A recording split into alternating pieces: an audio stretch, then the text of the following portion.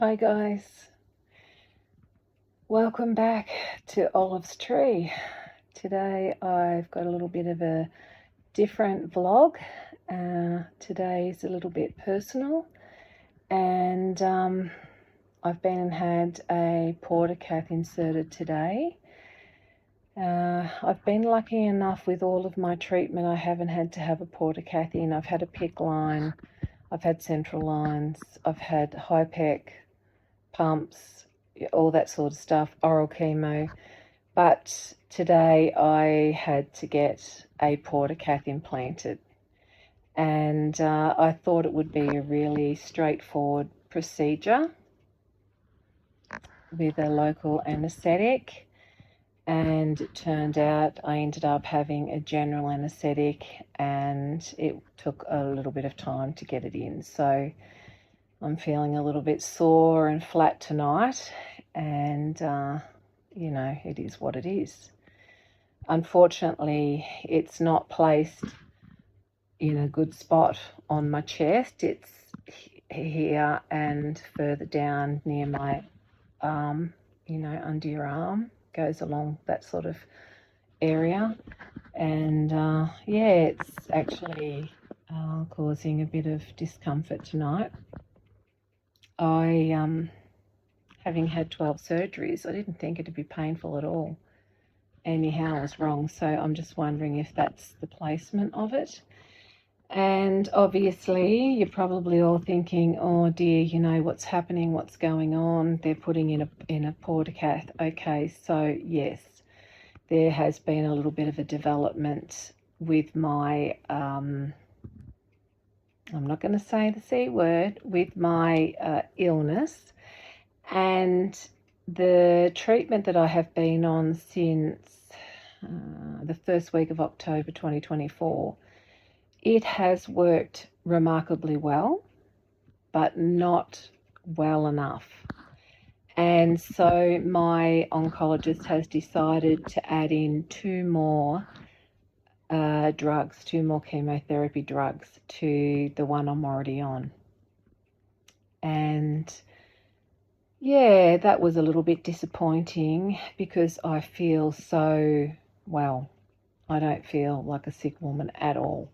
I feel well. Yeah, I get tired and things are a bit difficult sometimes, and I don't have the strength, you know, and that's more so from surgeries and treatment than the illness.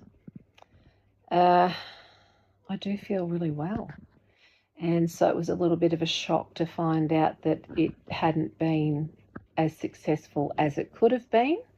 However, it has worked immensely well. So, you know, there's goods, there's positives there too.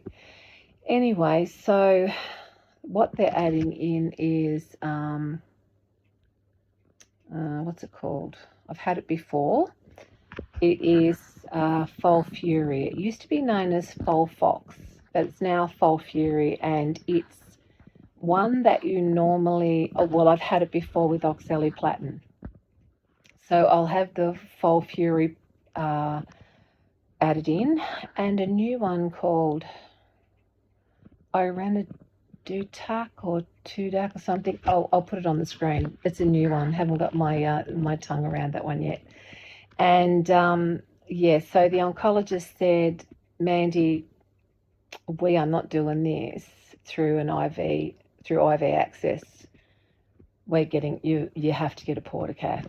So you know, and I thought, oh, okay, you know, so it must be pretty nasty on the veins, and I don't have a lot of great veins. So here we are today. We've got a Portacath. I found out on Friday evening at 5 to 5 that I was getting a Portacath on Monday morning and needed to be an hour and a half away at a hospital by 7 a.m.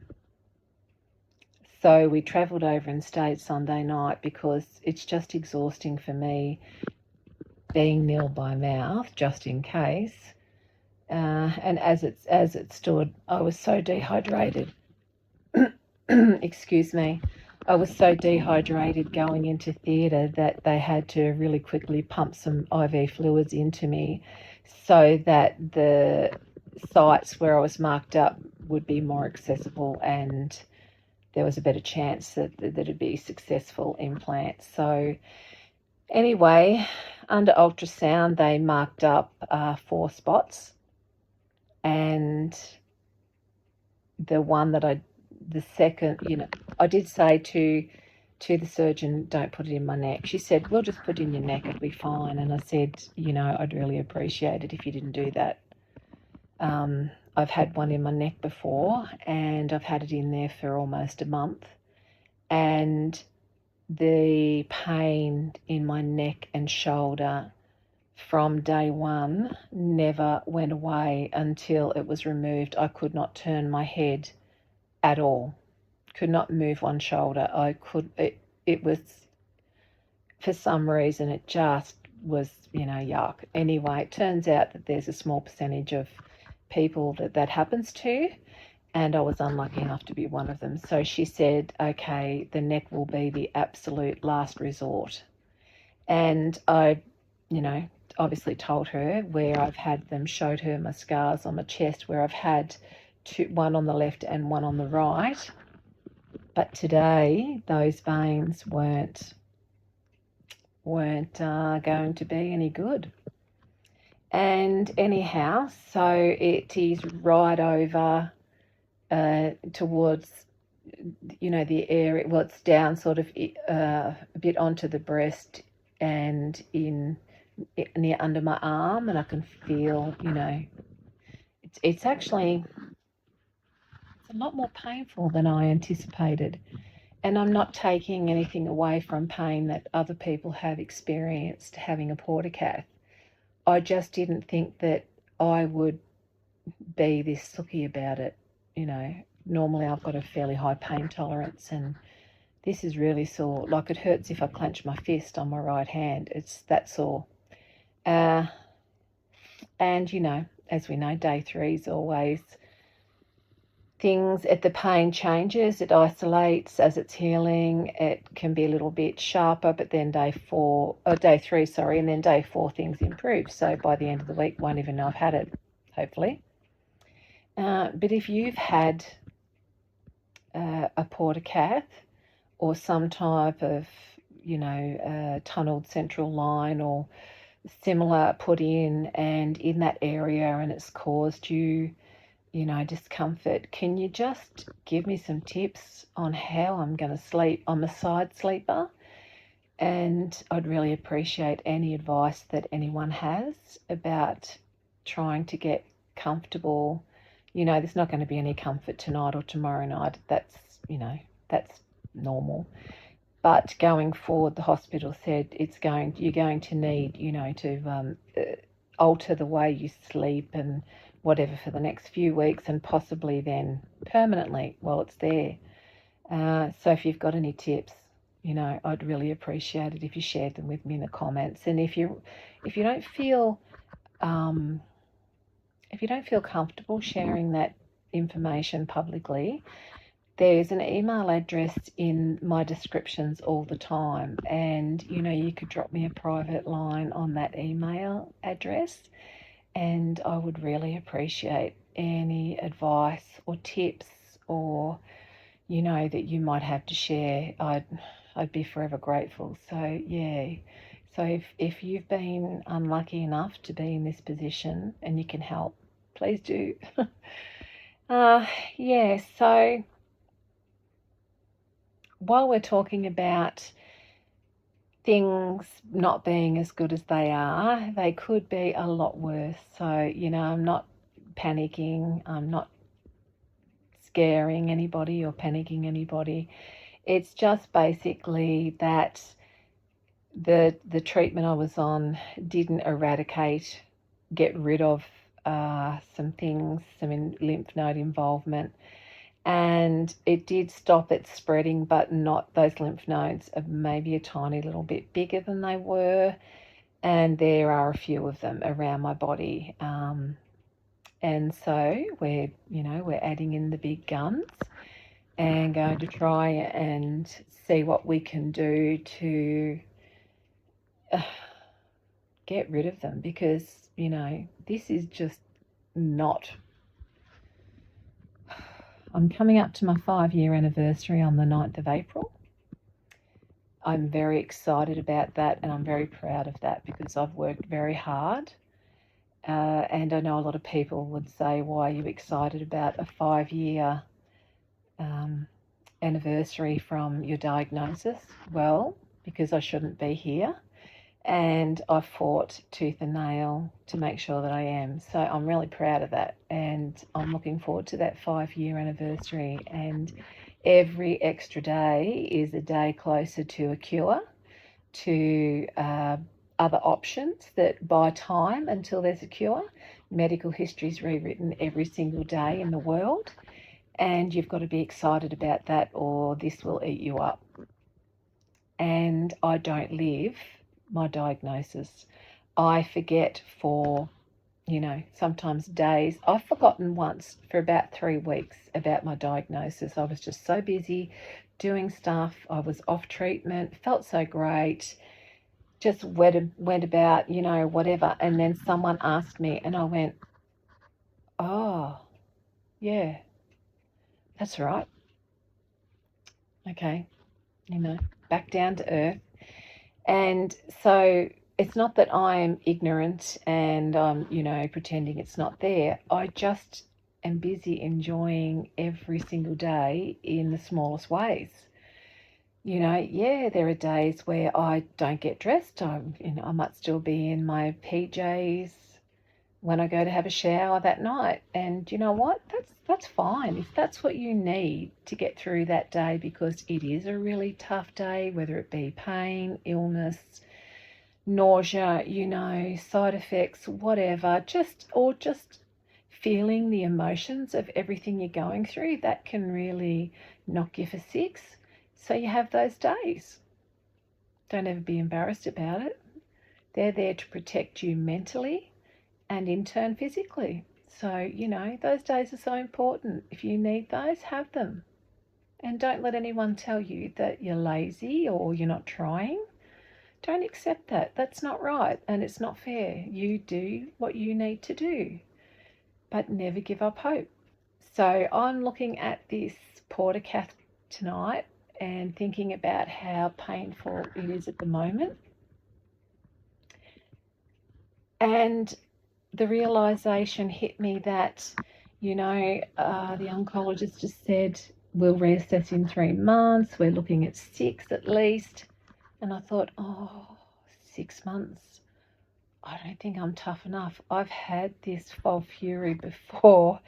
And, I don't know if 6 months is a long time. And then I thought to myself, hang on a minute. If I have treatment every fortnight for 6 months, how many weeks is that? It's 26 weeks. And I went, that's 13 times I have a chance to kick this horrible thing fair in the butt. 13 opportunities coming up regularly, already set. 13 opportunities to get better. And you can say, oh, you're dreaming. You're dreaming, whatever. That's okay. You can think that. But every treatment is an opportunity to get well. It's an opportunity to stop you getting so sick. So it's giving you time until there are other options that are available, no matter how small and insignificant. It's giving you hope. And while you have options, you have all the hope in the world. And you need to hang on to that. Don't let anybody take that away from you. This is your fight, and nobody has a right to an opinion. That's how I see it. So, if you're going for treatment for something and you're feeling a bit down, just tell yourself, every treatment is an opportunity to get well. Or it's an opportunity to keep me well longer until there is a better option, a cure. You just don't know, do you? So you got to find the things that keep you positive and keep you smiling. And you've got to make sure you enjoy life, even if it's only for 5 minutes a day, because I know some days are so hard. You think, oh, I want tomorrow to be here. And then all of a sudden one day I had to stop myself and say, do not wish away a day, no matter what you do, no matter how hard it is or how sick you are. Don't ever wish away a very, very precious, precious day. Just get through it. Just live it. Feel the emotion. Do what you need to do, but live it. So important. Just live it. And I know that a lot of times, people having chemotherapy and they know there isn't any hope, and my heart goes out to you. It really does. My eyes are getting wet. But just live your days. I'm in a wonderful position. I'm 5 years into a colorectal cancer diagnosis, and the type of colorectal cancer that I have is signet ring or adenocarcinoma, signet ring cell, something like that, whatever it is. And it is notoriously hard to treat.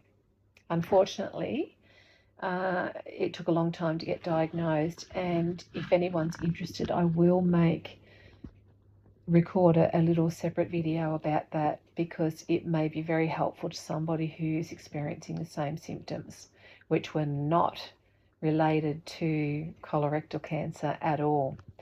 And so let me know in the comments if you'd like me to do that, and I certainly will.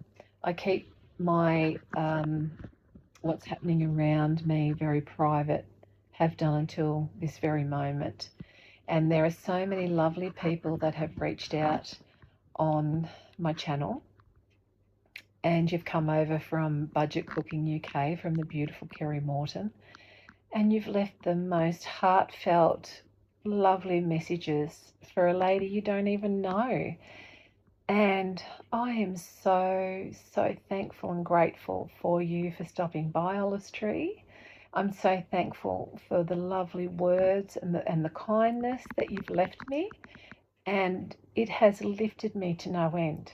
And I really want to say thank you to you people for that. I don't know you, you don't know me, and here you are reaching out to a stranger with the loveliest of words, and it warms my heart. My heart is full. And as for Kerry, well, she's amazing. She's intelligent. She's capable. She's kind. She's generous. She's forthright. She is just such a worker. And, I've watched her channel from a very long time ago, and, I just love it. So anybody that hasn't been over to that channel, pop on over to Budget Cooking UK and say hi to Kerry. She's a lovely lady. And so thank you to all you beautiful people, and thank you to Kerry. It really has meant the world to me, and I'm a very lucky person. I've got beautiful children, husband, family, friends. I'm very, very, blessed, and I appreciate every single one of those people. And, sometimes there just aren't enough words to tell them, but I do try, and I'm going to make more of an effort to do that. Sometimes I think I forget, I get caught up in things and forget. So, 2025, I'm going to make sure that I am more vocal at thanking people and voicing my gratitude to those people who improve my life every single day. But I am really, really grateful and appreciative to all you people that don't know me, that have left me the most beautiful messages. Thank you so much. And as I said before, if there's anybody who's suffering or battling, is a better word, battling an illness, doesn't have to be, anything to do with cancer. If you're battling a chronic illness and you would like to reach out and talk to somebody privately about what you're dealing with, please have a look in the description box. Find that email address. It'll be a Gmail address. send me an email and I will reply to that, and we can have a chat, because you know you're never alone. You don't have to know somebody for all of your life to have somebody that you can talk to privately who understands what you're going through. So keep that in mind. You might not want to do it today. 6 months down the track, you might want to do it. I will still be here. I vow and declare, I promise. And if I can ease your burden a little bit by lending an ear, letting you vent, you know, you are so very, very welcome here at Olive's Tree.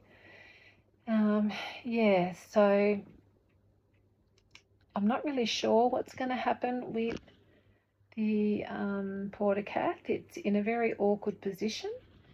I'm hoping it starts to heal fairly quickly, and so videos, content I make may be a little bit different for a few weeks, or maybe there won't be any, and I apologise for that. I'm not out, I'm just temporarily subdued, and yeah, I'll be back really soon. So take care, everybody. I hope the world is treating every single one of you kindly in some way today. And I wish you all the best. Take care. And yeah, the next video you see me in, I will be feeling much better. And hopefully creating something wonderful. So take care and bye for now.